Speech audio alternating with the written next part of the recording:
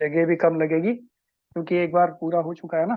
तो जो छूट गया है एक बार चेक करता जाता हूँ, क्योंकि ये बहुत ज्यादा इंपॉर्टेंट है। ये आपको समझ में आ रहा होगा, क्योंकि जीवन में दिनचर्या के अंतर्गत कुछ भी बच नहीं सकता इसके बिना आदमी कोई, क्योंकि तेल आदमी खाता ही है, लगाता भी है, सब कुछ करता है, लेकिन कौन सा क्या फायदा कर देगा किसी को कुछ नहीं पता। और सब दुप्पल में काम चल रहा है सबकी जिंदगी का। तो सरसों का तेल कटु है, उष्ण है, तीक्ष्ण है, कफ और शुक्र और वात को नष्ट करता है। ये ध्यान रखिएगा, कफ, शुक्र और वात को नष्ट करता है। शुक्र का मतलब शुक्र धातु को नष्ट करता है, ठीक है।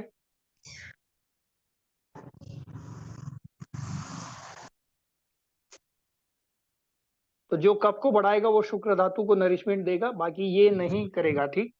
तो मैंने आपको बता दिया, ज्यादा सरसों का तेल खाए तो शुक्र धातु को ये नष्ट कर सकता है, लेकिन कफ की बीमारियों को ठीक करता है। और स्किन के पेचेस होते हैं, स्किन डिजीज होती है, और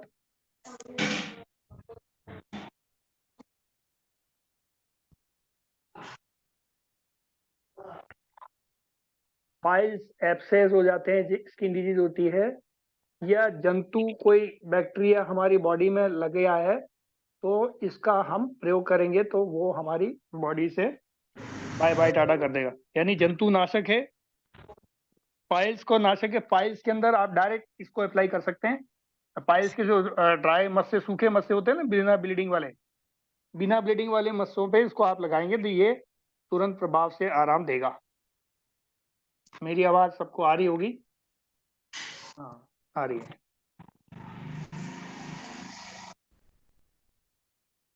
ये मैंने बता दिया, वात के रोगों को नष्ट कर देगा और कफ के भी नष्ट करता है, ठीक है।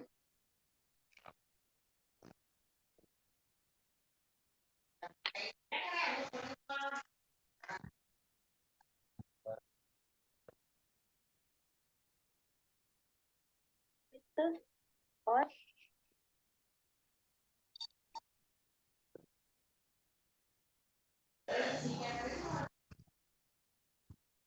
कमलेश दादा म्यूट कर लीजिए। बहेड़े का तेल किसी को नहीं पता, मैं इसकी भी जानकारी दे देता हूँ। ये क्या क्या करेगा? स्वादु है, मधुर है, हिम यानी ठंडा है तासीर में, और केश, बालों को बढ़ाने वाला है, ठीक है, केशवर्धक। गुरु है, पचने में भारी है, पित्त और वात को ये नाश करेगा, वात पित्त नाशक है, ठीक है। कौन सा? बहेड़े का तेल। अब नीम के तेल का गुण मैं शॉर्ट में बता देता हूँ।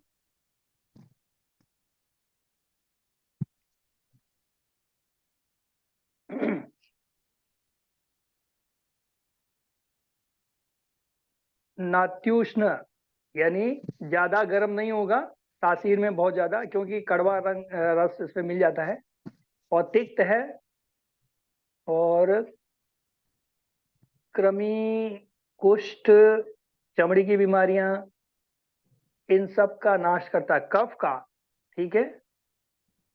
वार्म, स्किन डिजीज एंड कफ के रोगों का नाश करता है, ठीक है। ये अष्टांग हृदय हृदय सूत्र नंबर 60।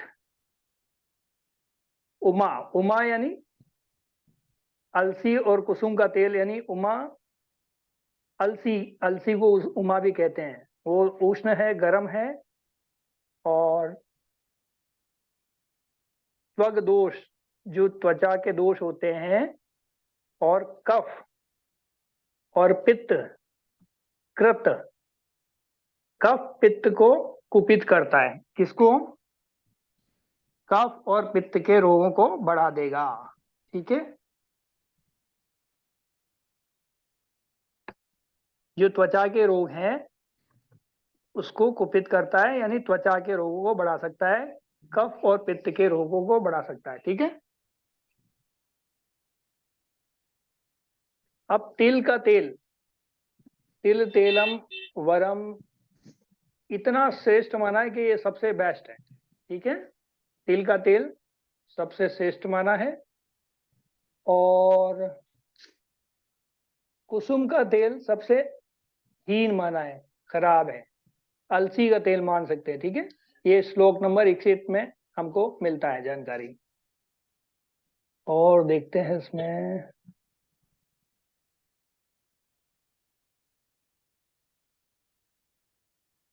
वसा और मज्जा, यानी फैट और बोन मेरो। ठीक है, मॉडर्न से कॉरलेट करेंगे तो वसा और मज्जा, फैट, ये दोनों ही क्या करते हैं, वात का नाश करते हैं, वात नाशक होते हैं, और बल पित्त कफ को बढ़ाएगा। यानी मांस के गुणों के समान ही होते हैं, यानी जिस वर्ग का जीव होगा उसी के मांस के गुण के समान उसका गुण होगा। ठीक है, तो जिस वर्ग का जीव होगा उसकी वसा और मज्जा उसी के मांस के गुण के अनुरूप होगा। क्योंकि ये मैं इसलिए क्योंकि ये स्पष्ट कर देना ज्यादा ठीक है, क्योंकि अब जैसे कोई व्यक्ति है, आसाम में रहता है, अब उसको मछली मिलती है और कुछ खा नहीं सकता है, वो तो मछली चावल खाते हैं, वहां पे पंडित लोग भी खाते हैं। मैं महाराष्ट्र गया था परीक्षा लेने, वहां पता पड़ा कि मुझे बामनपुरी में ठहराया गया, वहां पर भी यही चल रहा था।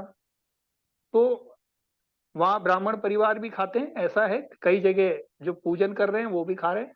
तो ये देश और उसके हिसाब से सारी चीजें, तो आप अमेरिका चले जाइए, वहाँ बहुत सारी चीजें नहीं मिलेंगी।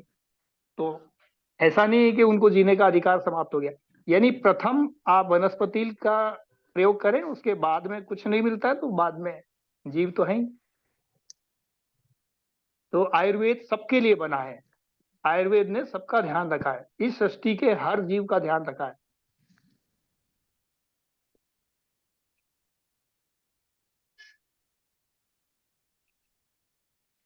तो मेद के गुण वसा के समान ही होते हैं।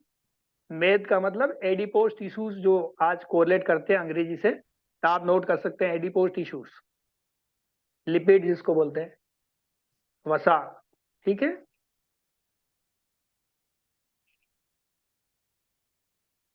मेद के गुण भी वसा और मज्जा के समान ही माने गए हैं। यदि जानवरों का विभाजन करें तो अपने वर्ग में उल्लू और सुअर और मुर्गा की वसा श्रेष्ठ मानिए। यदि इनसे कोई मेडिसिन बन रही है, पाश्चात्य में आपको नहीं पता, बहुत सारी मेडिसिन इनसे बन के आती हैं, बहुत सारी। एलोपैथी की तो बनी रही है, एलोपैथी, आयुर्वेद, यूनानी की सबकी मेडिसिन इनसे बनती है। ठीक है, तो आपको, आपके लिए कोई घी निकाल के नहीं देने वाला, इन्हीं से चीजें बन के आ रही है। तो ये जो बन के आ रही, इनमें सर्वश्रेष्ठ क्या है, उल्लू का और सुअर का। इसलिए सुअर ज्यादा पाले जाते हैं हमारे भारत के अंदर, इसके ऊपर सब्सिडी भी मिलती है। तो यहाँ पे सुअर पालते हैं, इन्हीं की ये क्रीम वगैरह जो लगाते हैं चेहरों पे, सब बहुत सारी चीजें इनसे आ रही है। और बाकी पेट्रोलियम उत्पाद से भी बनती हैं। कई अलग अलग कंपनियों के अलग अलग ब्रांड है, मेरी मेरी जानकारी में है नहीं, इसलिए मैं किसी के बारे में कुछ कह नहीं सकता, लेकिन बनते हैं इन्हीं से है लगभग, जिससे जो कॉस्ट कटिंग जहां सस्ता मरता है वो हर कंपनी वही काम करती है।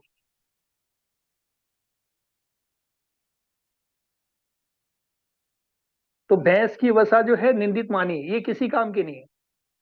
तो केवल उल्लू, सुअर और मुर्गा, इनकी जो फैट होती है वो आप यूज कर सकते हैं, यदि कहीं यूज करना पड़ता है तो। ऐसा आयुर्वेद ने साफ साफ कर दिया है। मान लो कुछ नहीं मिलता है तो, वैसे तो बहुत सारी चीजें हैं सृष्टि में, नहीं मिलता है तो भैंस की वसा सबसे ज्यादा खराब है।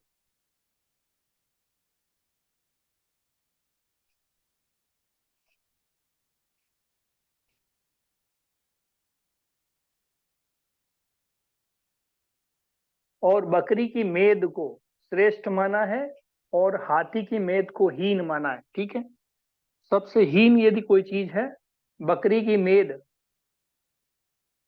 बकरा या बकरी, इसलिए बकरा का ज्यादा लोग चलन करते हैं, मुस्लिम लोग।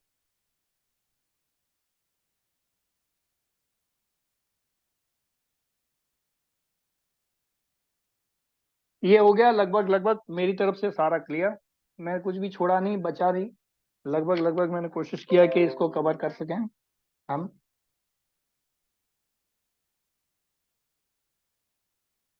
ये टेल वर्क लगभग कंप्लीट हो गया है। अब क्या बचा?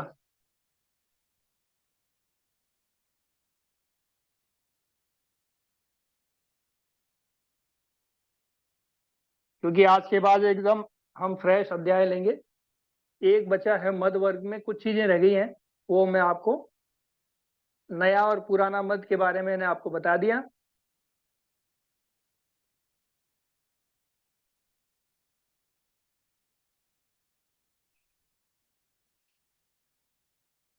जठराग्नि को तीव्र करता है, तीव्र करता है।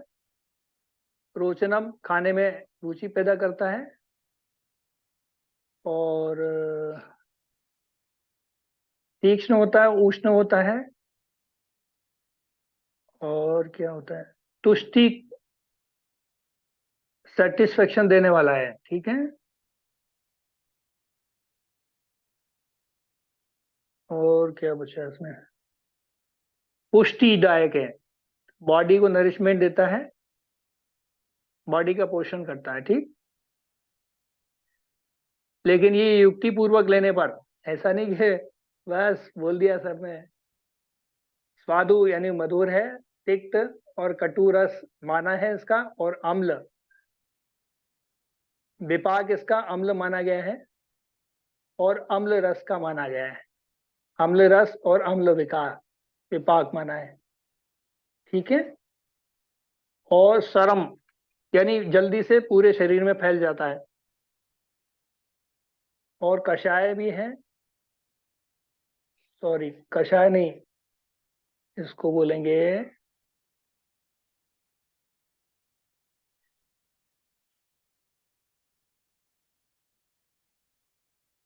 स्वर आरोग्य प्रतिवर्ण, यानी स्वर आपके गले के थ्रोट के रोगों को ठीक करेगा। प्रतिवर्ण रंग को भी ठीक करने वाला होगा युक्ति पूर्वक लेने में। जिसको नींद नहीं आती है उसके लिए, या अति निद्रा वाले जो रोग हैं उनके लिए ये मद ठीक है, लेकिन आयुर्वेदिक, ठीक है। और क्या बचा?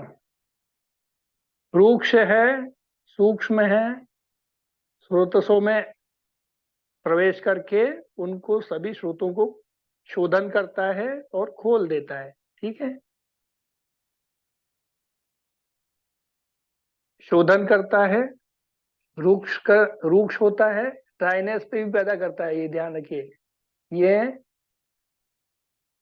वात श्लेष्माहरम, यानी वात और कफ का नाश करता है। श्लेष्मा यानी कफ, ठीक है। कहीं आपको श्लेष्मा लिखा आएगा तो कफ माने हैं। यदि अति मात्रा में पीते हैं तो मृत्यु कारक है और विष के समान है।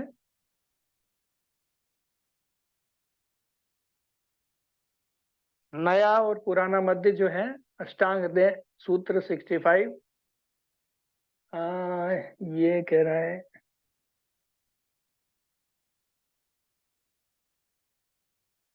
गुरु है। नया वाला मत भारी है पचने में, त्रिदोष कारक है, कफ पित्त वात तीनों के दोषों को बढ़ा देगा।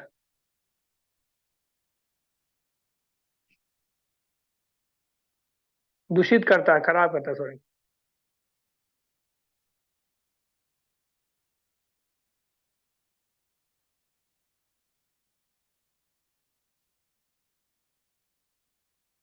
और पुराने मद में इसके अपोजिट गुण पाए जाएंगे, ठीक है। वात पित्त कफ तीनों को हरेगा, ठीक करेगा।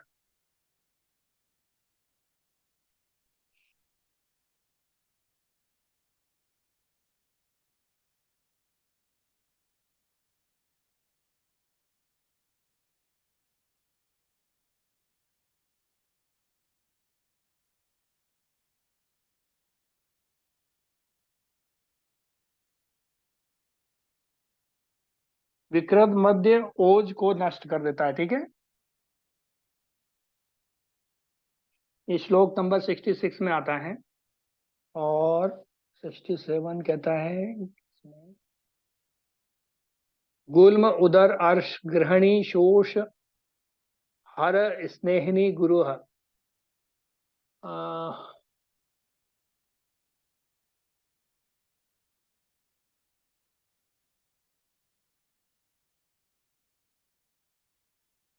गुल्म यानी एब्डोमल एब्डोमिनल डिजीज, पेट की बीमारियां। और गृहिणी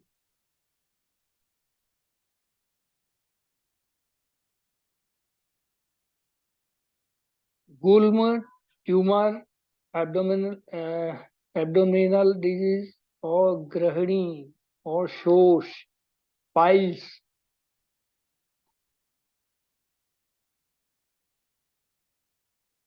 और शोष, इमिशिएशन।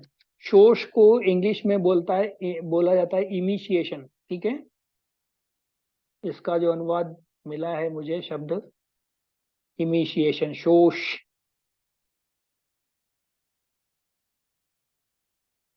गुरु है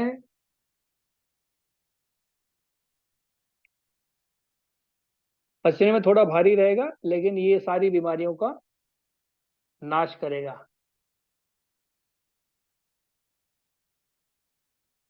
वात का नाशक है और कफ की वृद्धि करने वाला, यानी गुरु है पचने का, स्निग्ध है। और मेद को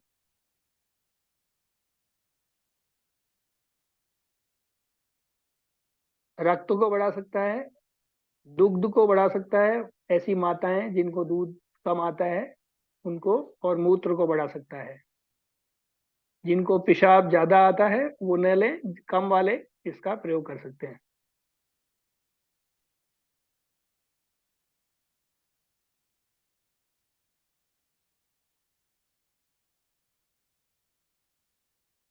अच्छा, वारुणी क्या होता है? वारुणी शब्द का इस्तेमाल हुआ है यहाँ पर। वारुणी,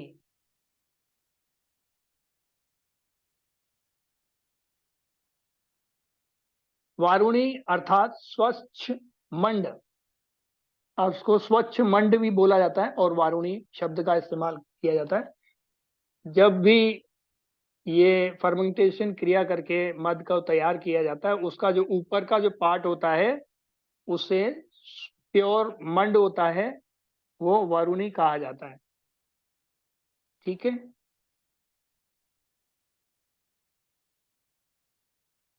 जगल यानी नीचे के पार्ट, यानी जो नीचे जो पार्ट होता है उसका ऊपर वाला हिस्सा तो वारुणी हो गया, और नीचे वाला जगल या सांद्र भाग को जगल कहते हैं। ठीक है, ये मैंने आपको बता दिया। अब वारुणी के फायदे क्या हैं?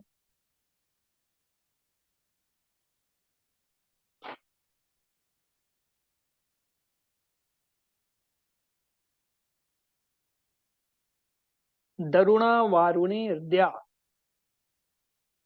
यानी हार्ट के लिए लाभदायक।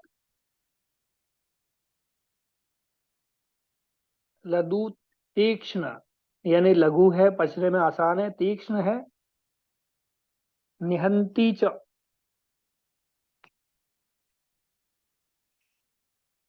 शूल, पेन, दर्द को। कास यानी खांसी को। वमी यानी वॉमिटिंग को। और श्वास की बीमारी डिस्निया। विबंध यानी कॉन्स्टिपेशन। और अद्यमान यानी कि पेट में वायु इकट्ठी हो जाती है, फूला फूला लगता है, तो वो अद्यमान। इसको क्या बोलेंगे? टिम्पेनाइटिस बोलेंगे आज की कोरिलेट करते हैं तो। और पीनिस, पीनस का मतलब रनिंग नोज, जुकाम। अद्यमान को आज से कोरिलेट करते हैं तो टिम्पेनाइटिस बीमारी का नाम।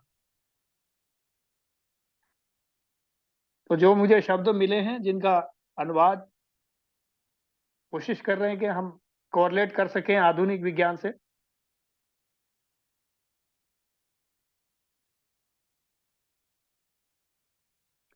एक और शब्द है वक्कस। व आधा क और क स। जो मध्य कल्क होता है उसको निचोड़ लेते हैं, जो मध बना रहे होते हैं जिस चीज का भी, मध्य कल्क को निचोड़ लिया, ठीक है। तो इसको निचोड़ने से जो मिलता है हमको, कल्क यानी कि पेस्ट, जो अल्कोहल बनाने के लिए जो चीजें डालेंगे, तो कल्क को जो निचोड़ करके जो बनाया जाता है वो वक्कस होता है।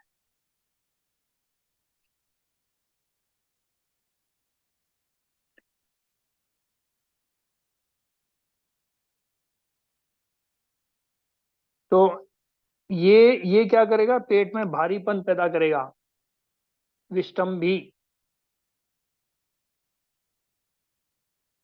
दोष कोपनः, यानी दोषों को कुपित करेगा, वात पित्त कफ तीनों दोषों को कुपित करेगा।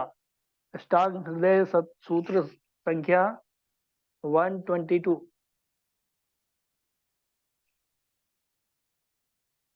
तो ये इस तरह से मैंने आपको बताया कि अलग अलग सूत्रों को अलग अलग जगह से निकाल के एक जगह इकट्ठे करके, और उस पर कोशिश कर रहा है कि हमने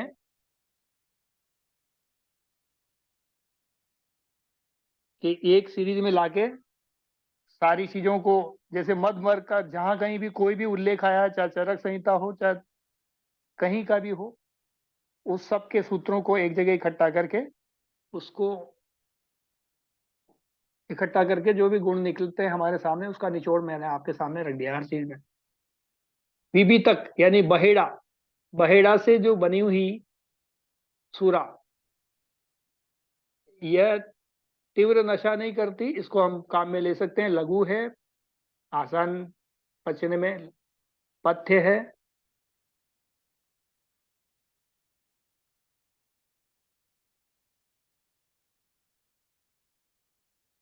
और ये वर्ण पांडु रोग यानी एनीमिया, एब्सेसिस और कुष्ठ रोग, जो हमारा जिसको कुष्ठ रोग बोलते हैं, स्किन डिजीज में बहुत विरोधी नहीं होती, यानी उसके लिए एलर्जेटिक नहीं होती, तकलीफ देह नहीं होती है, ले सकते हैं, जरूरी नहीं कि लेना ही है, ले सकते हैं, ऐसा बताया गया।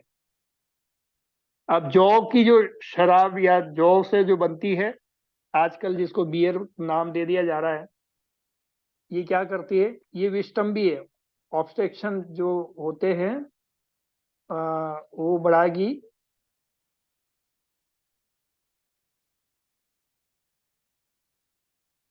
तो ये गुरु है, पचने में भारी है, रूक्ष है, बॉडी में ड्राइनेस पैदा करेगी, और त्रिदोष कारक होती है, वात पित्त कफ तीनों दोषों को बढ़ाती है। लोग कहते हैं ना बड़े अच्छा है ये तो, पी लो, जौ की तो है, जौ का पानी है। देखिए अब ये क्या क्या कर रहा है हमारे शरीर में जाके, विष्टम्बी गुरु रूक्ष और त्रिदोष करह। सोच लीजिए क्या क्या लिखा है, सारी चीजें बिल्कुल क्लियर, हमारे ऋषि मुनियों ने हमें पूरा रिसर्च करके पूरा दे रखा है, कहीं किताबों में आजकल दे नहीं रखा, लेकिन अब क्या करें।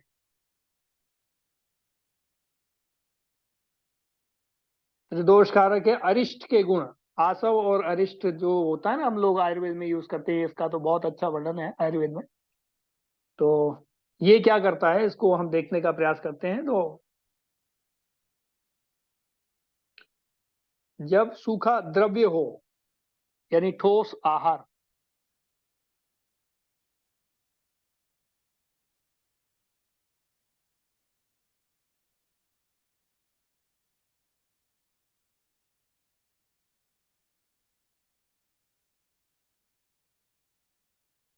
तो सूखे द्रव्य को अनबॉइल्ड द्रव्य में मिलाकर के जो तैयार किया जाता है उसे आसव कहा जाता है।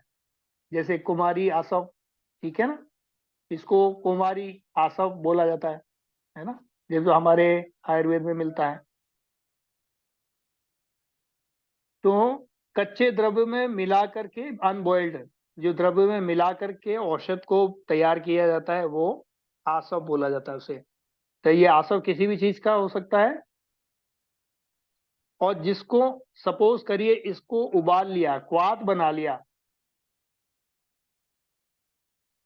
और उसको फर्मेंटेट कर दिया, जो क्वाथ बनाया है, क्वाथ का मतलब काढ़ा, काढ़ा बना के, काढ़े की परिभाषा मतलब एक 2 गिलास पानी लिया था, उसमें 1 गिलास कर लिया, उड़ा दिया, और औषधि में पानी या दूध या गौमूत्र जिसमें भी किया, है ना, गुड़ का पानी भी हो सकता है, जिस चीज में भी करेंगे उसका क्वाथ बन गया। कोई भी मेडिसिन लिया, जैसे द्राक्षारिष्ट, द्राक्ष, मुनक्का, मुनक्का का द्राक्षारिष्ट बनाते हैं, तो क्या करते हैं, मुनक्के लिए और पानी में इसको उबाला, द्राक्षा को गुड़ के साथ में कुछ रख करके उबालने के बाद में आधा कर लिया, ये इसको क्या बनाया, ये अब ये बना, और भी चीजें प्रक्रिया होती है, लेकिन ये क्या बना, क्वाथ बन गया, किसका, द्राक्षा का। ये द्राक्षा का जो क्वाथ है, इसको फर्मेंटेशन के बाद में जो बनता है उसको अरिष्ट कहा जाएगा। बिना फर्मेंटेशन के होगा वो आसव कहलाएगा। आसव और अरिष्ट में कोई पूछे तो आपको क्या फर्क है, क्योंकि बाजार में मिलते ज्यादा हैं आसव और अरिष्ट, है ना। जंडू पंचारिष्ट, जिसके सबके आगे अरिष्ट लग जाता है, ये सब अरिष्ट ऐसे ही बनते हैं, ठीक है। किसी भी कंपनी का हो, नाम झंडू ने निकाला तो झंडू ने कर दिया, डाबर निकालेगा तो डाबर कर देगा। अपनी अपनी कंपनी है, अपने अपने माल जैसे भी निकालते हैं, ठीक। लेकिन ये सब आयुर्वेद में है, ऐसा नहीं है कि वो फार्मूला आप बना नहीं सकते, आप बना सकते हैं, कोई बैन नहीं है, कोई उनका रजिस्टर्ड फार्मूला नहीं है। ये सभी कंपनियां बनाती हैं एक जैसा ही, उसमें थोड़ा बहुत 19-20 अपना जुगाड़ सब बनाने के लिए कुछ फर्क कर देते हैं, राइट। तो इसको हमको समझना होगा। तो आसव का मैंने बताया बिना फर्मेंटेशन के हो रहा है, और जो फर्मेंटेट किया है वो क्या है, अरिष्ट। क्लियर। अरिष्ट में जो गुण होंगे वो मध से ज्यादा होंगे, क्योंकि ये 90 दिन में तैयार तैयार होने वाली चीज है। अरिष्ट लंबा समय लगता है, फर्मेंटेट होता है, उसमें गैस बनने की एक लंबा समय के बाद में अरिष्ट तैयार होगा।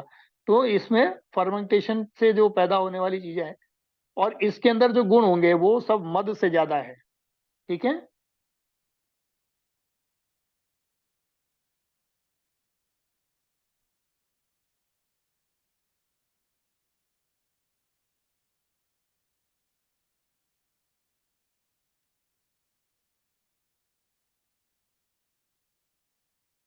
अब ये क्या क्या ठीक करेगा, ग्रहणी, पांडु, कुष्ठ, अर्शाह,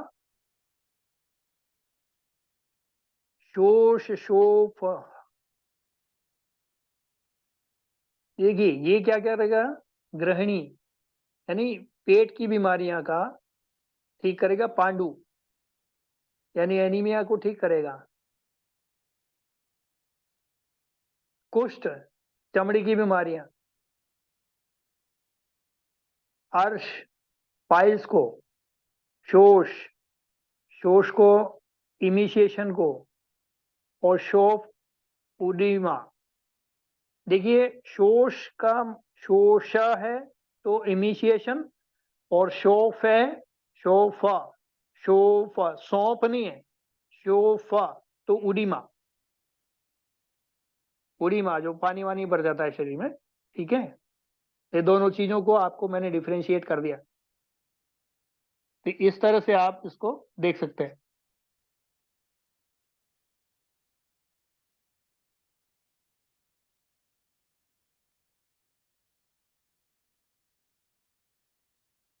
और ज्वर, फीवर, गुल्म, ट्यूमर, कृमि, वॉर्म, प्लीहा,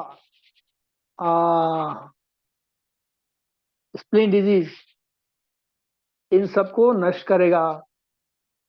ये कषाय और कटु रस का है, और वातवर्धक है। का कषाय, कटु और वातवर्धक है। तो जिनको वात की वृद्धि है वो इनसे बचने चाहिए, ठीक है।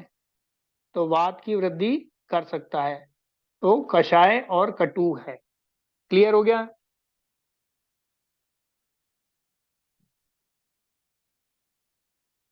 फिर से रिपीट कर देता हूँ, ग्रहणी, पेट से संबंधित, पांडु यानी एनिमा, कुष्ठ और कुष्ठार्श यानी स्किन डिजीज, और अर्श यानी पाइल्स, शोफ, शोष, शोष इमिशिएशन, शोफ, उडिमा, ज्वर यानी बुखार, इन सब बीमारियों को ये ठीक करेगा। गुल्म,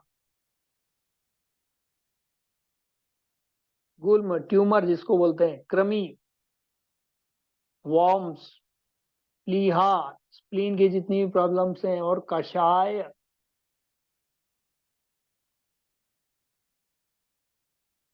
कषाय रस का होगा तो क्या करेगा, ये वात की वृद्धि करेगा। ठीक, कषाय रस की सभी चीजें वात की वृद्धि करते हैं। अब एक और शब्द आता है मार्दिक मद के गुण। मार्दिक मद, जो ड्राई ग्रेप्स होते हैं ना, सूखे अंगूर, उससे जो तैयार होता है वो। मार्दिक लेखनम हृदयम नाक्षुणम मधुरम सरम, यानी इसका 5/72 का श्लोक का आशय हम करते हैं तो हृदय यानी हार्ट, और हार्ट के लिए यानी लाभदायक है, और नात्युष्ण ज्यादा गर्म नहीं है, मधुर हम, सरम यानी मीठी है, कफ जनित है, और सरम पूरे शरीर में फैल जाएगी। अल्प मात्रा में पित्त, अनीलम, और वात और पित्त को कम मात्रा में बढ़ाती, ज्यादा मात्रा में नहीं। पांडु और एनीमिया। एक मेह शब्द आया, मेहार्श, पोली यूरिया बोलते हैं इसको आज की भाषा में। पोली यूरिया, मेहार्श, मेह मेह। ठीक है, क्लियर हो गया।